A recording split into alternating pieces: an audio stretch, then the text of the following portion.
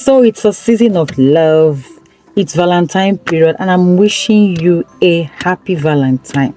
Well, love is every day. Valentine should be every day. Romance should be every day. You don't need to wait until Valentine before you express your love to your spouse. You don't need to wait until there are special days, maybe on their birthdays or special time, before you show love to your spouse or before you express yourself to your partner. You know why? Life is very short. For every moment you have with your spouse, maximize it very well. And you know what? Romance is one of the things keeping every marriage alive. It is one of the sparks of a good and great marriage relationship.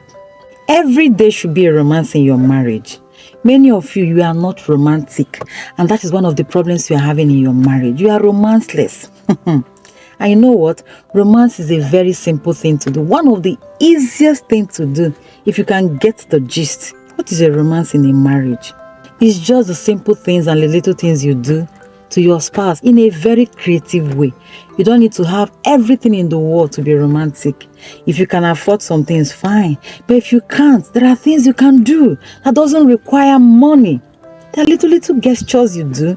If I may ask, when was the last time you appreciated your spouse? You look at them and say, oh, you are so beautiful. You are so handsome. Your wife makes her hair. You can't even comment. You can't even appreciate. You can't even recognize that she made a new hair. Your husband cut his hair. You can't even see, man, you are so handsome. Look at how handsome you are. You don't do that. You don't need money to do that. No, now. Some of you cannot even appreciate your spouse from year to year. You can't say, I love you. When was the last time you tell your spouse, I love you? When was the last time you tell your spouse, I miss you? There are some battles in your marriage or issues or challenges that these simple gestures can just settle. You don't need much. Your spouse is celebrating their birthdays, you don't know. You can't even appreciate. You can't post their pictures. You can't tell them how much you love them. Let me tell you, romance is what fuels our motivations. It gingers us. And if you're a man, let me give you these secrets. One of the ways to make your wife love you so much is to be romantic. You care so much for her. She wakes up in the morning, you look at her and say, you are beautiful. I'm happy that God gave you to me. I'm happy that I found you. What can life be without you? What would I have been without you? These are little words. You go to work from morning to night. You cannot chat with your wife. You can't call her to ask her, how are you? Have you eaten? What are you doing? Are you okay? Are you fine? Your husband comes back from work. You can't approach him to say, darling, how was your day?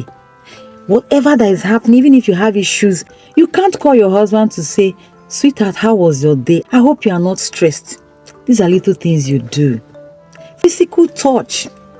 When last as a husband did you hug your wife? When last as a wife did you hug your husband? Do you need money to buy these things? You play. When last did you play? These are little things that keep the sparks of your marriage burning. You don't need to travel to Dubai or UK to have a vacation or maybe lodge in a hotel before you can do these things. Right from where you are, in that your beautiful home, in that your small house, create your happy moments. Play with your spouse. When last you run around with your spouse? You chase her, she chases you. When? You don't do all those things. Every time you are busy, you carry all the wahala of Nigeria upon your head, and yet the money never find. Every day you are hustling, you are working, you are jumping up and down. You are so busy, and yet that money self you never see am. Appreciate every little moment. Let your wife be a succor. Let your husband be a comfort. That when you go out, you are coming home, you are hopeful and you have this joy that I'm going home to meet my spouse. I'm meeting him or her. We settle many things. Yes. Let your home be a comfort place. That when your spouse is coming home, they are coming home to relax. I can't count a day that my husband and I, we are chatting and we tell ourselves, I love you, I miss you. Mostly when he's out. Or maybe when I'm out. You don't need money, you don't need much to create this happy moment. Your wife is cooking in the kitchen and you pass, you tap her butt. That is being romantic. Yes, she's your wife. Be free. Be flexible. Many of you, you are so rigid like a rock. You are so tight. You can't play with your spouse. Everything is quarrel. Small thing, you don't dey quarrel, don't dey vex. Haba. See, let me tell you, life is too short. Life is too short. Maximize every moment. This is the reason why many people, when they lose their spouse, they start regretting and start saying, I wish I did more. Start doing them now. Sometimes you can even buy a little gift, small gift that won't cost you much. It can be a perfume, it can be anything, it can even be a biscuit. You wrap it round, then you keep it where your spouse will find it. Maybe you keep it in your wife's bag and now write some love, some romantic words and put it there. These are ways to be romantic. Quality time. Some of you're always busy. Even when you are talking with your spouse, you are pressing your phone. You are busy with television, you are busy with other things. You don't have any time to be together. Quality times. No matter how busy you are, create out time to be together with your spouse. When last the two of you sit together and one is lying on the other, your husband is putting his head on your laps, or you are putting your head on your husband's laps. These are ways to be romantic. When last you eat and you feed each other, you put food in his mouth and he puts food in your mouth. When last you bathe together?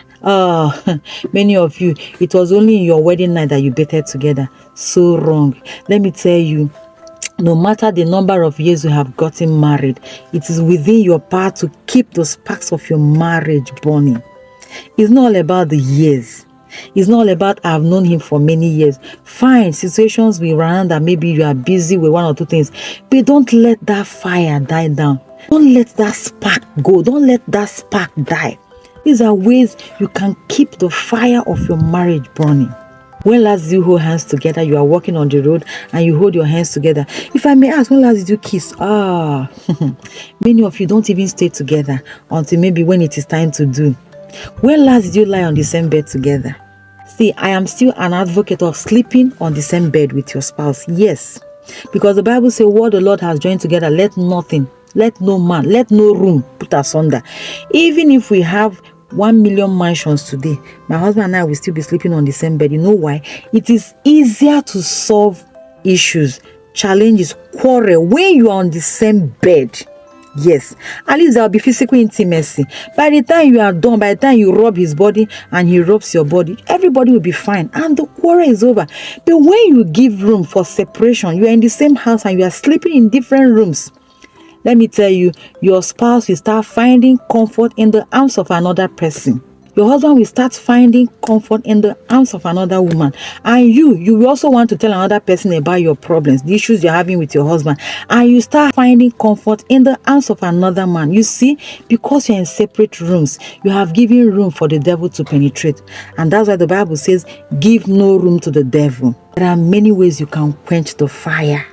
Issues will come up, but it is still within your powers to say no. Your wife is angry. Tap her butt, hold her, kiss her. There's no way that anger will not flee. They're not born and wear. Your husband is angry. Rub his head, call him his name. Odogu, praise him. There's no way that anger no go flee. Where will he stay? How? These are ways you can keep the sparks of your marriage burning. I'm bringing this here because I know there are many marriages that are long time dead. Like the two are still living in the same house. They are no more together. Emotionally, they are apart.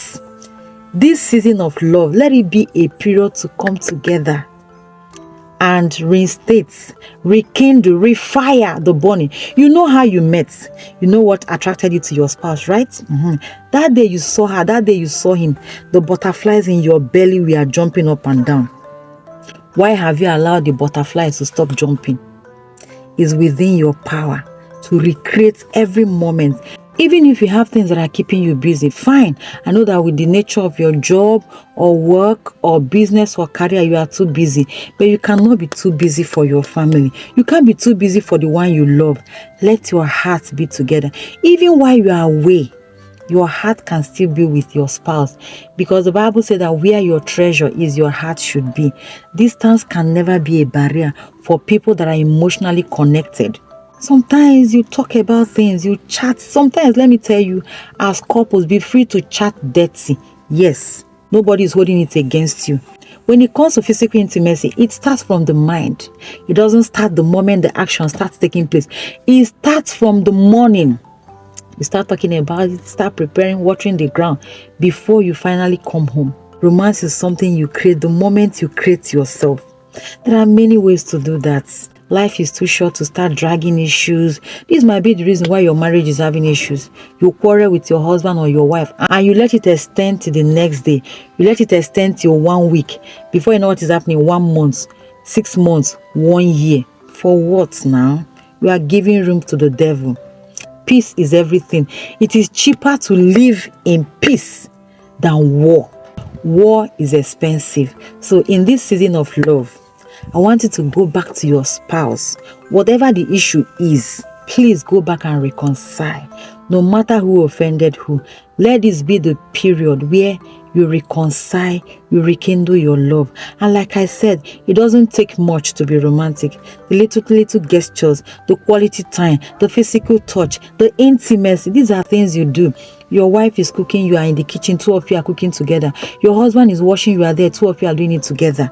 These things are simple. You hug, you kiss, you appreciate each other. When you see your wife dressed well, you are so beautiful. You see your husband dressed now together, you are so handsome. Even praying for your spouse while they are leaving home is also a romance. I do that. Each time my husband is leaving home, I pray for him. I command the blessings of God over him. When I'm leaving home, the same thing. And it keeps the marriage burning.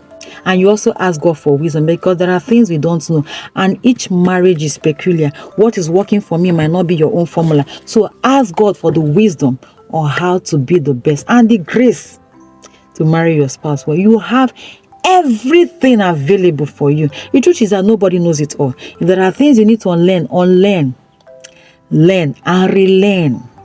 You are coming from somewhere, your spouse is coming from somewhere, and 2 of you are dragging this. This is where I was raised. This is where I was raised. Bullshit. Bury all those things. Throw them away. Fling them and enjoy your spouse. Create your own culture in your home. Create your own norms and traditions in your home that will bring peace, happiness, joy in your marriage. Once again, I wish you a happy Valentine. And I wish you a happy romantic love season. Remember that romance, love is not only during Valentine. It's an everyday affair. Every day, reassure your spouse that you are the best thing that happened to them, that they are the best thing that happened to you. And the truth is this, when you start, even if your spouse is a stubborn person, start it. When you start with time, they will join you because you influence them with time. Thank you so much for being with me again on Moment with Aya series. Don't forget to like, share, comment, subscribe, hit notification bell so that you don't miss any of our videos. I will see you again. Bye.